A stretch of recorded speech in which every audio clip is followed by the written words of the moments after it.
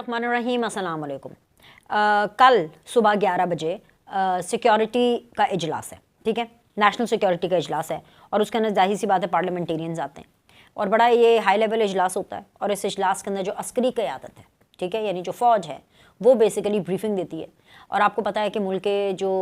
इस वक्त हालात हैं दहशत गर्दी को लेकर के इंतहाई हाई अलर्ट पर, इंतहाई सेंसिटिव है।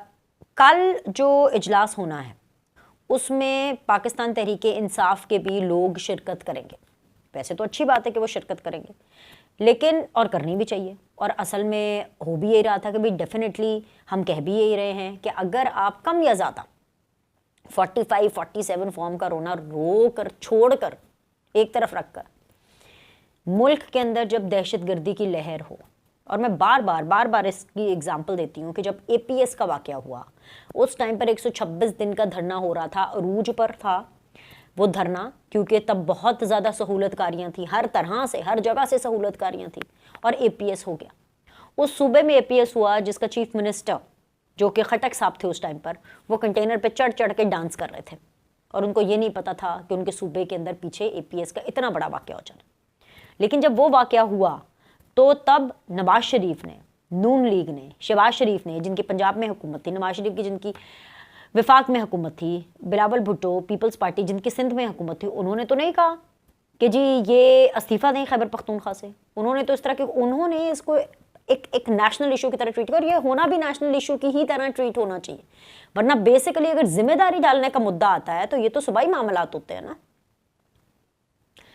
तो मैं बार बार ये वाक़या आपको इसलिए कोट करती हूँ क्योंकि जब खैबर पख्तूनख्वा के अंदर कोई दहशत गर्दी होती है और वहाँ से आपको पता चले कि जो चीफ मिनिस्टर खैबर पख्तूनख्वा के हैं वो रियासत मुखालिफ पॉलिसी पर चल रहे हैं। रियासत कहती है कि जी जितनी दहशत गर्दी के अटैक हो रहे हैं उनमें से मेजॉरिटी अफगानिस्तान की सरजमीन पर बैठ करके प्लान होते हैं और मास्टरमाइंड वहाँ बैठा होता है, वहाँ से बैठ करके ऑपरेट होता है। कहते हैं कि जी पाकिस्तान के अंदर अब इस जगह पे अटैक कर दो, इस जगह पे अटैक कर दो। सबसे ज़्यादा इफेक्टिव जो सूबा है वो खैबर पख्तूनख्वा का है। लेकिन जो खैबर पख्तूनख्वा का चीफ मिनिस्टर है गंडापुर, उसको पाकिस्तान की और खैबर पख्तूनख्वा की आवाम की नहीं पड़ी हुई। वो कहते नहीं भी अफगान नहीं हमारे दोस्त हैं, हमारा हमसाया है, हम अफगानियों के खिलाफ कुछ नहीं सुन सकते, अफगानियों को कोई हाथ नहीं लगाएगा, अफगानियों को कुछ नहीं होगा। ये इस तरह का जो एटीट्यूड है, मैं तो हैरान परेशान होती हूँ कि अगर सिंध के अंदर फॉर दैट मैटर या पंजाब के अंदर फॉर दैट मैटर, अल्लाह रहम करे, अल्लाह ताला दूर दूर होके ये बात सुने कि अल्लाह ना करे कि अगर सिंध और पंजाब के अंदर इस तरह की सूरत हाल होती और सिंध का चीफ मिनिस्टर या पंजाब के चीफ मिनिस्टर ने ये बात की होती कि नहीं जी ये लोग तो हमारे दोस्त हैं और हम इनको जो है नहीं निकालेंगे और हम इनको पाकिस्तान के अंदर जो है पाकिस्तान की नेशनलिटी देंगे क्योंकि हमारा दोस्त मुल्क है और हमारा हमसाया मुल्क है और पता नहीं क्या क्या, तो क्या जो फ़ौज है और क्या जो रियासत है और क्या जो हुकूमत है उसका वो एटीट्यूड होता जो इस टाइम पर खैबर पख्तूनख्वा के अंदर अन्नी मची हुई है, आग लगी हुई है, खाने को पैसे नहीं है, जहर खाने के इनके पास पैसे नहीं है क्योंकि पूरी आवाम के ऊपर पैसे नहीं लगाते, ये पैसे लगाते हैं लड़ाई पे, झगड़े पर, विफाक के ऊपर चढ़ाई करने के ऊपर। वो उस दिन जब बलूचिस्तान गए प्राइम मिनिस्टर, ये जब बलूचिस्तान के अंदर ये इतना बड़ा सानिया हुआ और फिर इस ऑपरेशन को पाकिस्तान की जो फ़ौज है, पाकिस्तान की जो अफवाज हैं, उन्होंने बड़े अच्छे तरीके से उसको हैंडल किया। बट डेफिनेटली कैजुअलिटीज़ हुई और बड़ा अनफॉर्चुनेट वाक़या था। तो उस टाइम पर जब प्राइम मिनिस्टर वहाँ पर गए तो प्राइम मिनिस्टर ने बताया कि जी कोई 60 अरब रुपए तो उनको दे चुके हैं खैबर पख्तूनख्वा को दहशत गर्दी के खिलाफ जंग में, और उन्होंने एक तेले का वहाँ पर काम नहीं किया हुआ दहशत गर्दी के हवाले से। मैं सिर्फ ये कहूँगी कि हालात ख़राब नहीं, हालात बहुत ख़राब हैं। ये वक्त आ चुका है कि ये डिसाइड किया जाए कि पाकिस्तान तहरीक इंसाफ को इस अप्रोच, इस बाग़ियाना,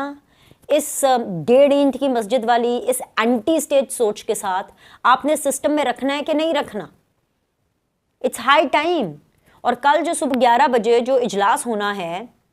उसके अंदर भी आकर इन्होंने हाईजैकिंग करनी है। अब उसके अंदर भी आकर के अगर ये बातें करेंगे कि जी हमें नहीं, आप तो जी इमरान खान को बुलाएं और APC भी कराएं और APC के अंदर आप इमरान खान को जेल से परोल पर जो है वो बाहर लेकर के आएँ, तो मैं तो ये समझती हूँ कि ये तो बहुत ही anti Pakistan, anti state, pro दहशतगर्द approach होगी कि उस टाइम को इस्तेमाल करें कि जब, क्योंकि पाकिस्तान के अंदर दहशत गर्दी का नासूर और क्योंकि इनके ऊपर एक्शन लेना है तो हम अपनी बात मनवाने के लिए और इनको एक्शन करवाने के लिए, क्योंकि پوائنٹ یہ ہے کہ جو تمام صوبوں کے چیف ایگزیکٹوز ہوتے ہیں وہ بہت پاورفل پرسنالٹی ہوتے ہیں، اور کوئی بھی اس قسم کا کام، کوئی بھی اگر پالیسی بنانی ہو، بے شک سارا کچھ وفاق بنتا ہے، جیسے فارن پالیسی وفاق بناتا ہے، لیکن وفاق آف کورس باقی لوگوں کو، باقی صوبوں کو آن بورڈ لیتا ہے، یہ مشاورت سے چیزیں ہوتی ہیں، اور اگر مشاورت نہ کی جائے تو یہ غیر آئینی کام ہو جاتا ہے، ٹھیک ہے نا؟ سو غیر آئینی کام تو نہیں کرنا، آئینی کام کرنا ہے، لیکن اگر ایک صوبے کے اندر فتنوں کی حکومت ہے، وہ فتنے جو کہ بالکل ہی ایک الگ سکول آف تھاٹ رکھتے ہیں، انتشار کا، فتنے کا، جو دہشت گردوں کو پروٹیکٹ کرتے ہیں، جو فطرت الخوارج کو کنڈیم کرتے وقت ان کی زبان جلتی ہے، دہشت گردوں کے بارے میں کچھ برا بولنے میں، ان کی مذمت کرنے کے اندر ان کے منہ میں چھالے پڑتے ہیں، تو مجھے تو سمجھ نہیں آئی تھی کہ ان کے ساتھ آگے چل کے کرنا کیا، کل میٹنگ میں کرنا کیا، کل ان کو بلا کر کے کیا 14 لوگ، کتنے، 1 2 3 4 5 14 لوگ وہاں پہ جا رہے ہیں، اور وہ جو 14 لوگ ہیں ان میں سے بھی جو میجورٹی لوگ ہیں وہ وہی ہیں جو پارلیمنٹ کے اندر بغیر سنے پورے کے پورے پارلیمنٹ کے سیشن کو ہائی جیک کرتے ہیں، تانے دیتے ہیں، اور یہ وہی لوگ ہیں، میں ان کے آپ کو لسٹ بتاؤں گی، کہ جو پارلیمان میں کھڑے ہو کر کے دہشت گردوں کو ہائی لائٹ کرتے ہیں اور فوج کو ڈیمین کرتے ہیں، فوج کا مورال نیچے کرنے کی کوشش کرتے ہیں، ٹھیک ہے؟ اس بارے میں ہم آگے ابھی میں مزید بھی آپ کو بتاتی ہوں۔ ملکی معیشت کے جو تمام اشاریے ہیں مثبت، اور ملک ایک بار پھر ترقی کی جانب گامزن ہوتا ہوا دیکھ کر ایک منظم سازش کے تحت بلوچستان اور خیبر پختونخوا میں دہشت گرد کارروائیاں شروع کرتی گئی ہیں۔ چند دنوں میں درجنوں دہشت گرد حملے اس بات کا ثبوت ہیں کہ تمام کارروائیاں ایک سوچے سمجھے منصوبے کے تحت ہو رہی ہیں۔ ہماری فورسز پاک سرزمین کے ایک ایک انچ کو دفاع کرنے میں، پروٹیکٹ کرنے میں کوئی کسر نہیں چھوڑ رہی ہے، اور جی چاقو چوبند ہے، اور دشمن کے ہر وار کا منہ توڑ جواب دے رہی ہے۔ یہ وقت ہے کہ بغیر کسی اگر مگر کے، نو اف نو بٹس،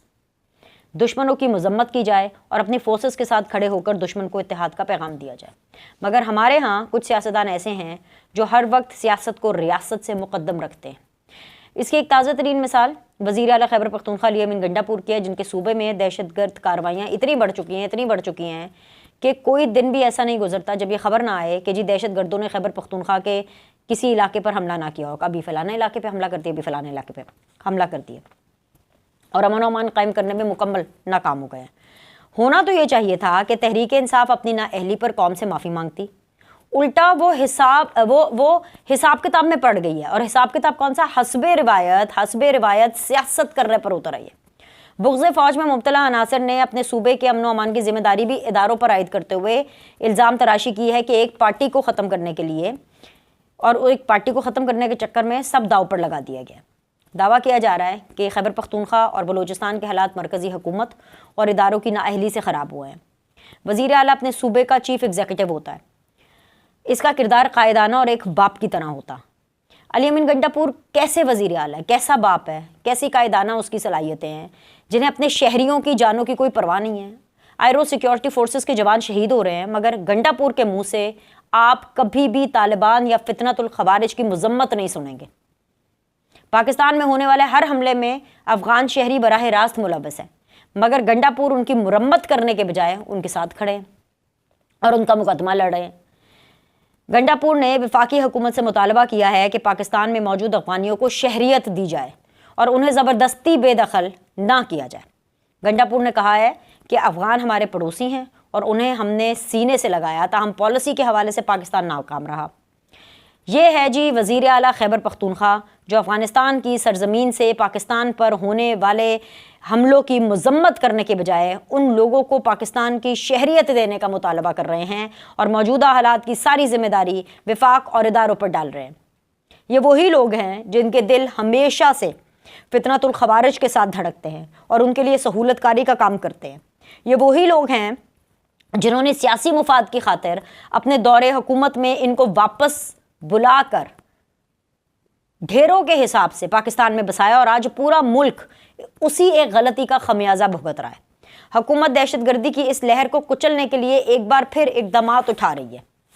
جو سیاسی قیادت ہے اس کو اعتماد میں لینے کے لیے قومی سلامتی کی پارلیمانی کمیٹی کا ان کیمرہ اجلاس بلا لیا گیا، جس میں آئندہ کا لاہ عمل طے ہوگا۔ وفاقی حکومت عوام کو دہشت گردی کے ساتھ ساتھ مہنگائی سے بھی ریلیف دینے کے لیے ایک پیکج تیار کر رہی ہے۔ حکومت نے عالمی منڈی میں پیٹرولیم مصنوعات کی قیمتوں میں رد و بدل سے پیدا ہونے والے مالی گنجائش اور بجلی کی قیمتوں میں کمی کو 24 کروڑ عوام کے لیے ریلیف پلان میں بدلنے کا فیصلہ کیا ہے۔ عالمی سطح پر پیٹرولیم مصنوعات کی قیمتوں میں کمی سے 10 روپے تک کا عوامی ریلیف ممکن تھا. تاہم وزیر اعظم کے تیار کردہ جامع پلان سے نہ صرف بجلی کی قیمتیں کم ہوں گی بلکہ اس کا اثر مجموعی طور پر مہنگائی پر پڑے گا اور اس میں مزید کمی واقع ہوگی. اس حوالے سے وزیر اعظم شہباز شریف بہت جلد قوم کو خود آگاہ کریں گے. ایک طرف ملک کا وزیر اعظم ہے جس کی اپروچ یہ ہے کہ اتنے سب کچھ ہونے کے باوجود بھی, اپنی سیاست داؤ پر لگانے کے باوجود بھی وہ قوم کے لیے کام کر رہے ہیں. ٹھیک ہے, کہیں پر بھی اگر ریلیف کا ایک رتی بھر بھی اگر ان کو ایک آپشن ملتا ہے, اس آپشن کو فوراً وزیر اعظم صاحب اویل کرتے ہیں. دوسری طرف جو ہماری اپوزیشن ہے, وہ جی اپوزیشن جو ہے وہ پی ٹی آئی, وہ تو اپوزیشن کے نام پر دھبا ہے. یہ دھبا ہی تو ہے, یہ بالکل ایک دھبا نما ہی کوالٹی ہے کہ یہ ہر چیز اینٹی اسٹیٹ کرتے ہیں. بغض جنرل عاصم منیر میں اس حد تک گر چکے ہیں کہ ان کے اوپر یہ دہشت گردوں کو گلوریفائی کرتے ہیں. دہشت گردوں کو اسی لیے گلوریفائی کیا جاتا ہے نا, ہاں بلوچستان کے اندر ایسے. کبھی وہ آفتاب اقبال کو استعمال کرتے ہیں. ٹھیک ہے, ابھی یہ ریسنٹلی, یہ آج ہی کی مثال ہے. میں اس چیز کو زیادہ ڈسکس نہیں کرنا چاہتی کیونکہ اس خبر کو پھیلانا, ان کی پروپیگنڈے کو پھیلانا بھی ایک ان کے بیانیے کو تقویت دینے کے برابر ہوتا ہے. احمد نورانی صاحب ہیں, بڑے سینئر جرنلسٹ ہیں اور ویسے تو اچھے خاصے تھے, پتہ نہیں ان کو کیا ہو گیا کہ he has also fallen for this trap of Pakistan Tehreek Insaf. ملک آگے کی طرف کیا بڑھ رہا ہے کہ ہم دیکھ رہے ہیں کہ جو احمد نورانی صاحب ہیں وہ بھی جو ہے اس پروپیگنڈے کے اندر انہوں نے بڑھ چڑھ کر حصہ لیا ہے. اور اس سے بھی زیادہ افسوسناک بات یہ ہے کہ ان کی اس کام کو جو پھیلا رہے ہیں وہ جی یوتھیا بریگیڈ بھگوڑے, ایک تو ملک سے باہر ہوتے ہیں, سب سے بڑی بات ہے ملک سے باہر ہوتے ہیں اور ملک سے باہر بھاگ کر اپنے آپ کو دلیر کہتے ہیں. ملک میں رہ نہیں سکتے, اپنے ملک میں خطرہ ہے ان کو بقول ان کے. اب ان سے پوچھے بھلا کس چیز کا خطرہ ہے, لیکن دوسرے ملک میں جا کر, برطانیہ میں, امریکہ میں, ایسے ملکوں میں جا کر کے وہاں جا کے اسائلم سیکھ کرتے ہیں پاکستان کے نام پر کہ ہائے ہمارے ملک میں ہمیں خطرہ ہے. وہاں پر جا کر کے اپنے رہنے کا بندوبست کرتے ہیں اور پھر وہاں جا کر کے ساری ان کی دلیری نکلتی ہے. پاکستان جیسے ہی معاشی طور پر مستحکم ہوتا ہے, جیسے ہی امریکہ نے پاکستان کی تعریفیں کی, تو ملک دشمنوں کی جو نیندیں ہیں وہ اڑنا شروع ہو گئی. اور ظاہر سی بات ہے فطری بھی ہے, دشمنوں کا تو فطری بھی بنتا ہے کیونکہ دشمنوں کے ہاتھوں یرغمال ان افراد کا جو عسکری قیادت کو ٹارگٹ کرنا سمجھ میں بھی آتا ہے, مگر گھر کی بچیوں کے بارے میں معلومات پبلک کرنا یہ بدترین دشمن کی نشانی ہوتی ہے, یہ بہت ہی کم ظرفی کی نشانی ہوتی ہے. ان سے اور توقع بھی کیا کی جا سکتی ہے؟ جس شخص کو اپنے گھر کی عورت کی عزت عزیز نہ ہو وہ دوسروں کی عزت کا کیا خیال رکھے گا؟ اب جو احمد نورانی صاحب جو کہ بقول آرمی چیف صاحب کی فیملی کے بارے میں جو ہے کچھ ڈیٹیلز شیئر کرتے ہیں, وہ کیا ڈیٹیلز ہیں چھوڑیں ان کو, کہ یہی کہ جی ان کی جو فیملی ہے وہ بھی مزے لوٹ رہی ہے and like you know the point is کہ ایک اور نیا پروپیگنڈا شروع کر دیا ہے. کیونکہ جنرل عاصم منیر صاحب جس طریقے سے چیزوں کو لے کر کے چل رہے ہیں وہ برداشت نہیں ہو رہا. اور بھائی اگر آپ کو کوئی تنقید کرنی بھی ہے فار دیٹ میٹر